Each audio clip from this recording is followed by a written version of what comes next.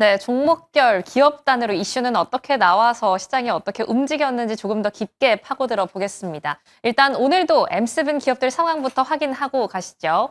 오늘 전반적으로 혼조세를 나타나고 있는 가운데 일단 잠시 뒤에 보도록 하겠지만 오늘의 증시를 좀 대부분 이끌었던 건 엔비디아를 필두로 한 반도체주 그리고 화이자를 필두로 한 제약 바이오주였습니다. 이 안에서 엔비디아의 이슈보다는 IB들의 의견 먼저 체크를 하고 넘어가 보도록 할게요. 시티뱅크 측에서는 이렇게 이야기하고 있습니다. 엔비디아가 지금 현재 갖고 있는 그러니까 앞으로 펼칠 청사진, 로드맵에 대한 경쟁력이 굉장히 낙관적이다. 그러니까 앞으로도 1순위의 자리를 유지할 거다라고 이야기하면서 목표 주가 조금 더 올려서 잡고 있고요.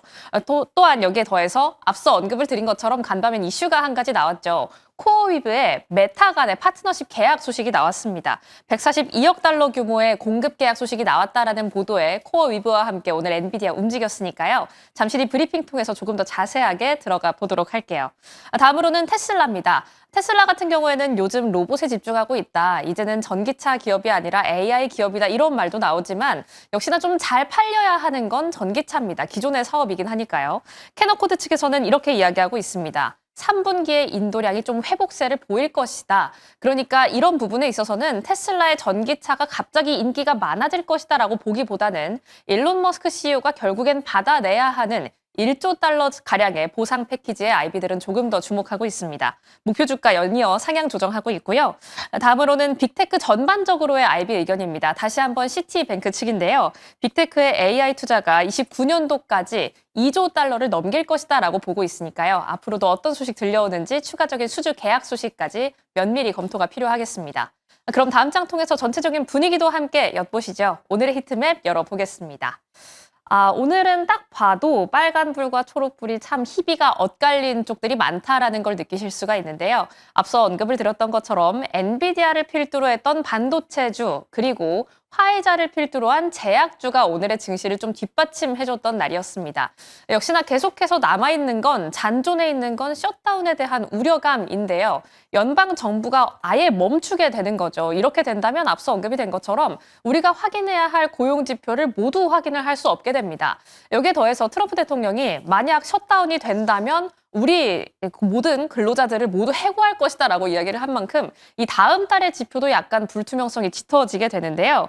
셧다운 경계감 자체는 있지만 지금 현재 시장 반응과 함께 IB들의 의견을 체크해보면 경계감은 있지만 지속성은 아직 잘 모르겠다라고 이야기하고 있습니다. 그러니까 조심은 좀 하되 이게 언제까지 길어질진 잘 모르겠다라고 이야기하고 있는 건데요.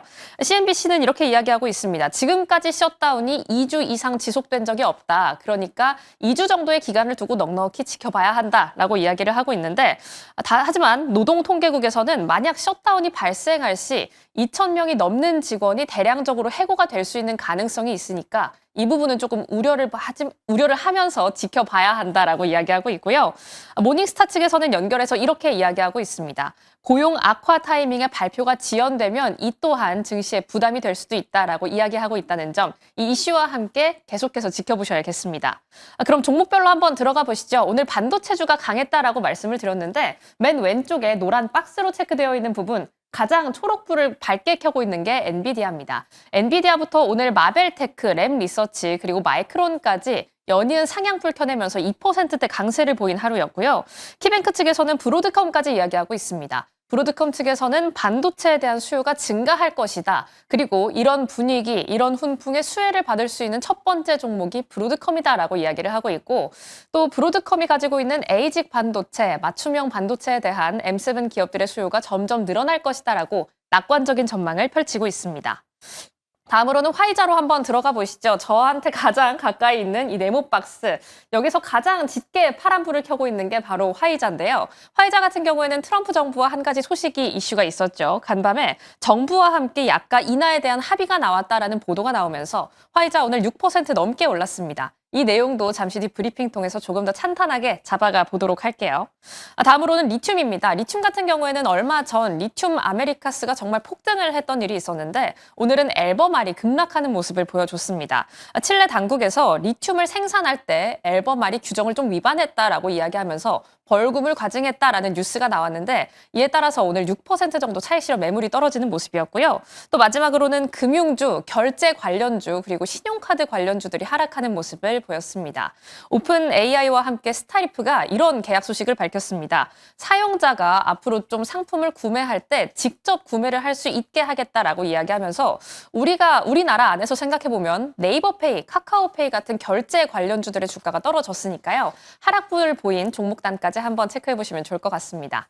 그럼 다음 장 통해서 엔비디아 반도체 소식부터 짚어보러 가시죠. 엔비디아가 투자하고 있는 코어 위브에서 호재가 나왔다라고 풀이를 하는 게 조금 더 적절할 것 같습니다. 코어 위브는 오늘 10% 넘게 올라갑니다. 11.70% 정도 상승을 했는데요. 코어 위브가 가지고 온 호재로 엔비디아까지 다시 한번 반등포를 이어가준 하루였습니다. 그럼 코어 위브가 갖고 왔던 뉴스는 무엇이었을까요? 한번 체크해 보시죠.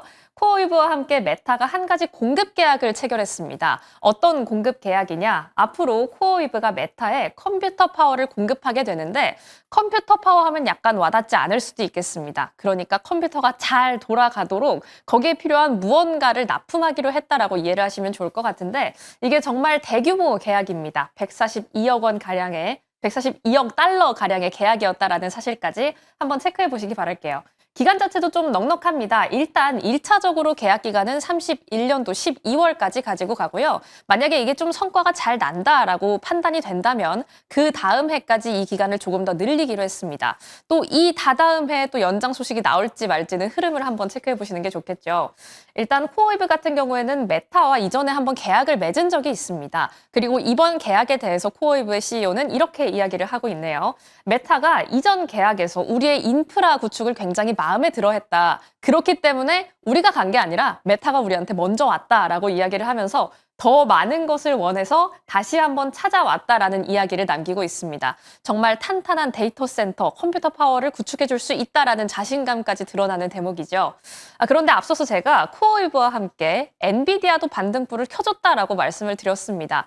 이게 단순히 코어웨브에 엔비디아가 투자를 했기 때문이다 이렇게 판단하고 넘어가기에는 아직까지 엔비디아가 갖고 있는 점유율을 좀 확인할 수 있는 뉴스라서요. 어떤 구조를 가지고 있는지를 먼저 파악해 보도록 하겠습니다. 일단 이 뉴스로 언급된 건 코어웨브와 메타인데 왜 메타가 아니라 엔비디아를 봐야 하냐라고 물으신다면 코어웨브는 일단 메타 측에 이 두 부분부터 보겠습니다. 코어웨브는 메타 측에 GB300이라는 서버 렉을 납품을 하게 됩니다. 이게 어떤 부분을 담당을 하느냐? 그러니까 앞서 말씀드린 것처럼 컴퓨터가 좀 잘 돌아가고 복잡한 연산을 처리해 줄 수 있도록 가동해 주는 장치인데요. 문제는 이 GB300 안에, 이 서버렉 안에 엔비디아의 GPU가 들어간다라는 사실입니다. 엔비디아의 블랙웰 반도체라고 써놨는데 일단 GPU긴 GPU니까요. 이 GPU가 서버렉 안에 72개 정도 들어갑니다. 서버렉을 한 대 만들기 위해서 엔비디아의 GPU 72개가 필요한 거죠. 그리고 이 납품을 할 때 서버렉을 한 개만 납품하진 않겠죠. 컴퓨터 안에 들어가는 서버렉은 무궁무진할 테니까요. 이 때문에 엔비디아의 수요가 정말 높아져 있고 앞으로도 높아질 것이다 라는 이야기가 계속되고 있습니다. 특히 이런 호재 건수는 엔비디아와 코어위브에 대한 호재이기도 하지만 AI 전반에 대한 호재이기도 합니다. AI 수요가 여전히 견조하긴 하다라는 걸 다시 한번 확인을 할 수가 있죠.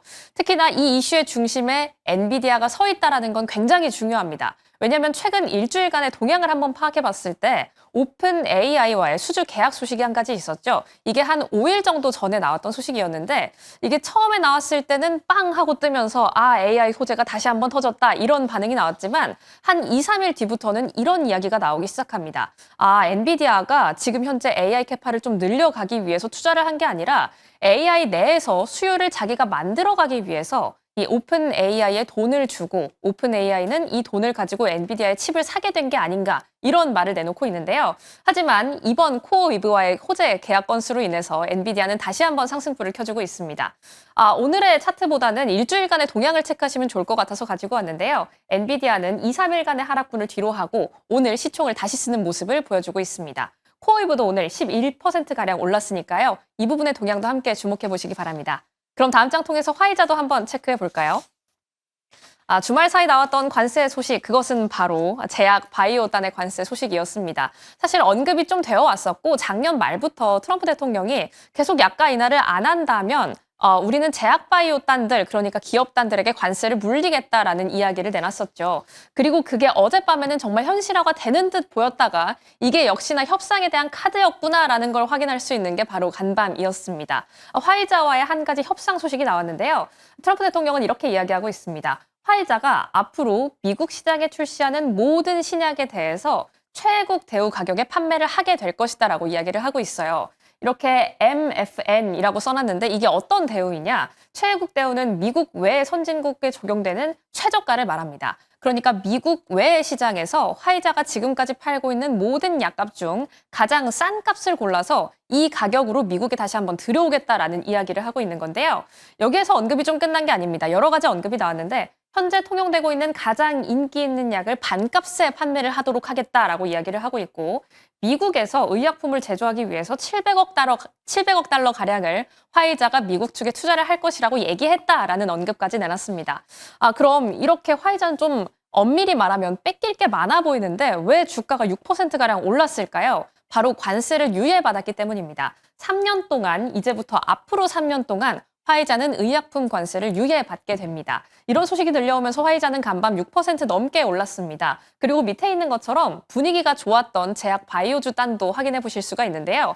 앞서 트럼프 대통령이 화이자에 대해서 관세를 면제해주겠다라고 이야기했을 때 비단 화이자뿐만이 아니라 앞으로 모든 제약사들과도 이런 협상을 열어가겠다라고 이야기를 했기 때문입니다. 이 안에서 머크 같은 경우에는 좀 개별적인 이슈가 있었죠. 신생아와 영아의 호흡기 바이러스 관련 예방할 수 있는 약이 나왔는데 이 약이 영국에서 정말 긍정적인 평가를 받았다라고 하고요. 캐나다의 한 가지 기업과의 수주 계약 소식도 나왔다라는 점에서 머크는 오늘 별다른 이슈가 없었음에도 불구하고 관세 이슈가 없었음에도 불구하고 화이자와 같은 상승폭을 보여줬습니다. 이렇게 엔비디아와 함께 코어이브가 끌어올렸던 반도체 단 그리고 화이자가 끌어올렸던 제약 바이오주 단도 짚어봤습니다. 그렇다면 이제 다른 인사이트 다음 시간 통해서 확인하시죠.